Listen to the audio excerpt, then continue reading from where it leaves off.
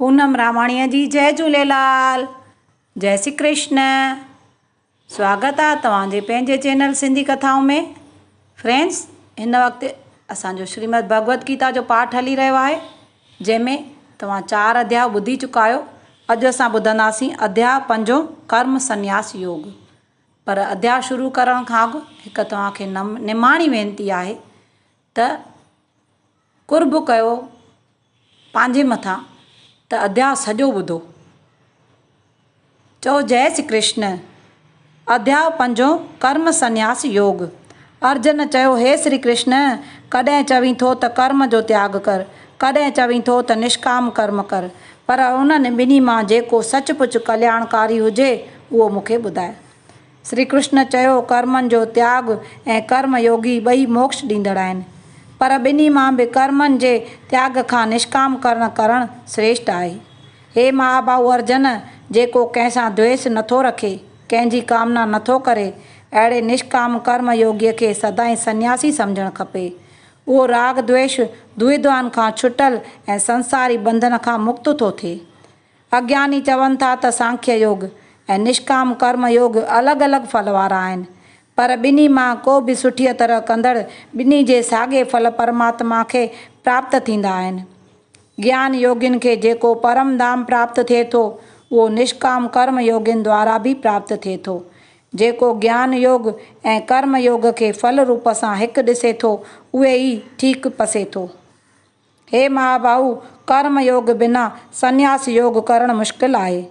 निष्काम कर्म योगी पार ब्रह्म परमात्मा खे जल्द प्राप्त थी वेंदो आहे। जो पुरुष योग सां जुड़ियल इंद्रियनि ऐं मन खे जीतींदड़ पवित्र अंतःकरण वारो आहे, जो सभिनी प्राणियुनि में आत्मा खे ॾिसंदड़ कर्म कंदो निर्लेप रहंदो आहे। सत्य खे ॼाणंदड़ योगीअ त ॾिसंदे, ॿुधंदे, छुहंदे, सिंघंदे, भोजन कंदे ऐं हलंदे, साह खणंदे, ॻाल्हाईंदे, त्यागींदे, अखियूं खोलींदे ऐं ॿूटींदे सभई इंद्रियूं पंहिंजनि पंहिंजनि विषयनि में वर्तन थियूं, ईअं ॼाणे थो। अहिड़ीअ तरह सम्झी ऐं ॼाणे थो त मां असुल कुझु बि नथो करियां। जो पुरुष सभई कर्म परमात्मा खे अर्पण करे मोह त्याग करे थो, उहो पुरुष जीअं कमल जो गुल जल खां न्यारो रहे थो, तीअं उहो बि पाप खां निर्लेप रहे थो। निष्काम कर्म योगी कर्मनि जो फल छॾे परम शांती पाए थो, पर कामनाउनि वारो पुरुष कर्म फल में मोहिजी बंधन में ॿधिजे थो। सभिनी कर्मनि जो त्याग कंदड़ मन शरीर ऐं इंद्रियनि खे वस में रखे थो ऐं 9 दरवाजनि वारे शरीर रूपी घर में रहंदे न हू पाण कुझु करे थो, न ॿियनि खां कराए थो। ईश्वर बि प्राणियुनि जे न कर्तापणे खे, न कर्मनि जे फल जो संजोग खे रचे थो। उहे सभु कर्म स्वाभाविक प्रकृतिअ द्वारा सदाईं थींदा रहनि था ऐं चवे थो परमात्मा कंहिंजे शुभ कर्म न पाप कर्म खे ग्रहण करे थो, पर अज्ञान करे ज्ञान ढकिजे थो। इन करे जीव मोह में फासे थो, पर जिन पुरुषनि जो उहो अज्ञान आत्मज्ञान करे नाश थी वियो आहे, उन्हनि खे ईश्वर जो स्वरूप सिज समान ॾिसण में ईंदो आहे। जिन जी बुद्धि ऐं मन परमात्मा में लॻल आहे, जिन जी उन में निष्ठा ऐं विश्वास आहे, जिन जा पाप आत्मज्ञान सां धोपजी विया आहिनि, अहिड़ा पुरुष परमात्मा खे पाईंदा आहिनि। अहिड़ा अज्ञानी पुरुष विद्या ऐं निम्रता वारे ब्राह्मण, गांइ, हाथी, कुते ऐं चंडाल में साॻी दृष्टि रखनि था। समानता जे भाव में क़ाइमु रहण वारा सारो जग जीतनि था। उहे निर्दोषी ऐं समान भाव वारा ब्रह्म में स्थित रहनि था। जो वणंदड़ वस्तु प्राप्त करे ख़ुशि थो थिए ऐं अणवणंदड़ जे मिलण ते दुखी नथो थिए, अहिड़ो स्थिर बुद्धीअ वारो मोह रहित ब्रह्म ॼाणंदड़ ब्रह्म में स्थित थो थिए। जो ॿाहिरि जे विषयनि में फाथल न आहे, सो आत्मा जे आनंद खे पाए थो। जो ब्रह्म योग में लीन हिकु रस थियल योगी अखुट आनंद पाए थो। जेके भोग इंद्रियनि ऐं विषयनि जे संजोग सां थियनि था, उहे दुख ॾींदड़ आदि अंत वारा आहिनि। इन्हीअ करे हे कुंती पुत्र, विवेकी उन में फासंदा न आहिनि। जेको शरीर जे नाश थियण खां अॻु काम ऐं क्रोध मां पैदा थियल वेग सहण में समर्थ आहे, उहो ई पुरुष योगी आहे, उहो ई सुखी आहे, उन में को बि शक न आहे। जो पुरुष आत्मा में ई रमी रहियो आहे, जो अंतर जे ज्योतिन वारो आहे, जो ब्रह्म स्वरूप योगी ब्रह्म में ई लय थी ब्रह्म खे ई प्राप्त थींदो आहे। जंहिंजा पाप नाश थी विया आहिनि, जंहिंजो ज्ञान सबबि संसो दूर थी वियो आहे, जो सभिनी प्राणियुनि जे भले में लॻल आहे, जंहिं मन आत्मा पंहिंजे वस में कयो आहे, अहिड़ो ब्रह्म ज्ञानी मोक्ष खे प्राप्त कंदो आहे, वरी जनम न वठंदो आहे ऐं मुक्त आहे। जेके काम ऐं क्रोध खां आजा आहिनि, जिन मन जीतियो आहे, उहे आत्मज्ञानी आहिनि। अहिड़नि खे सभिनी पासनि खां निर्वाण रूपी ब्रह्म प्राप्त थींदो आहे, उहे ब्रह्म ज्ञानी आहिनि।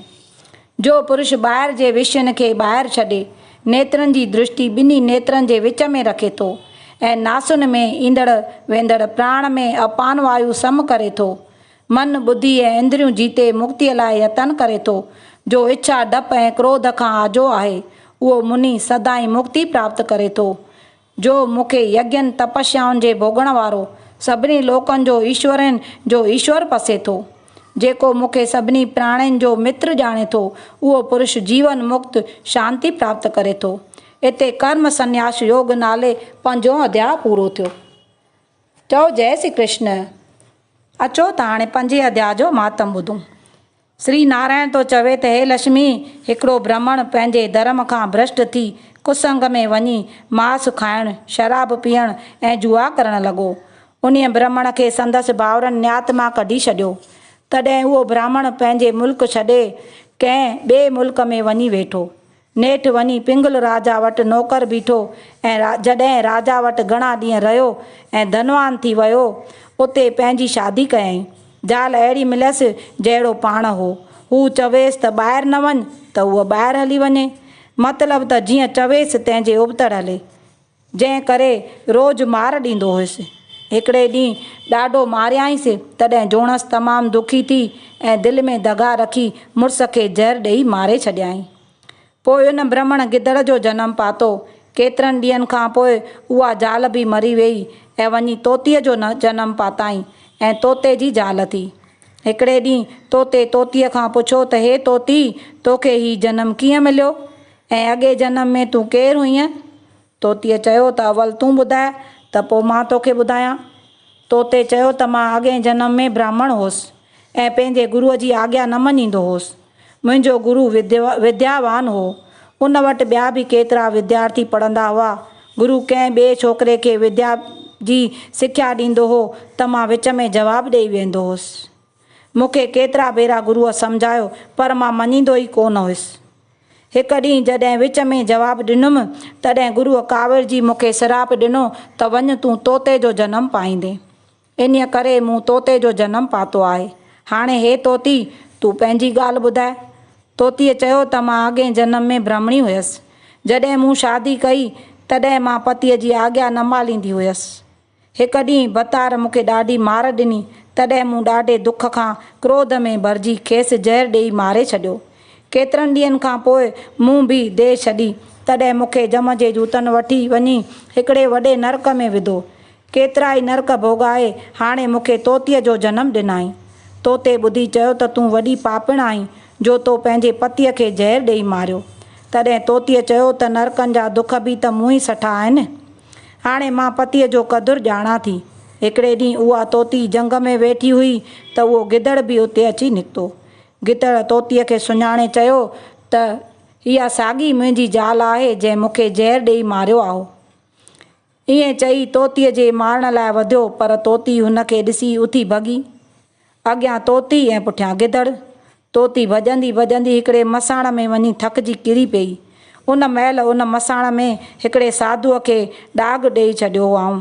उन साधुअ जी खोपड़ी बरसाति जे पाणीअ सां भरी पई हुई ऐं तोती बि उन में वञी किरी। एतिरे में गिदड़ बि अची पहुतो ऐं तोतीअ खे मारणु लॻो।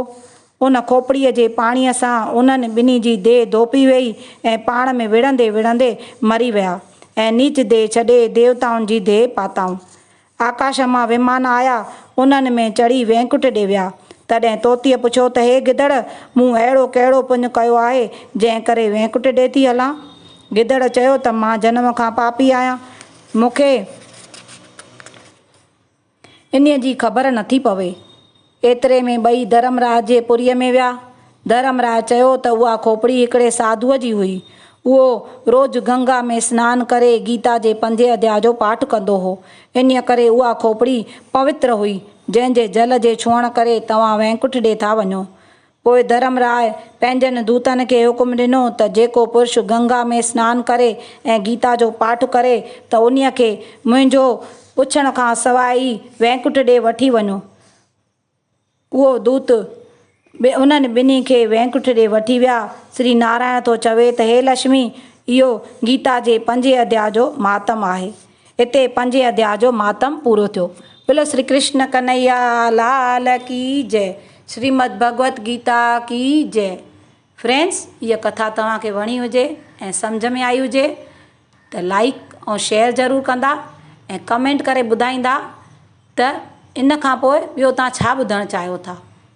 ऐं अञा ताईं तव्हां मुंहिंजे चैनल खे सब्सक्राइब न कयो हुजे त सब्सक्राइब करे साॼे पासे घंटीअ जे बटन खे टच कंदा त मुंहिंजे ईंदड़ वीडियो जो नोटिफिकेशन तव्हांखे जल्द मिली वेंदो। जय श्री कृष्ण, जय झूलेलाल। श्रीमद् भगवत गीता की जय। जय नारायण।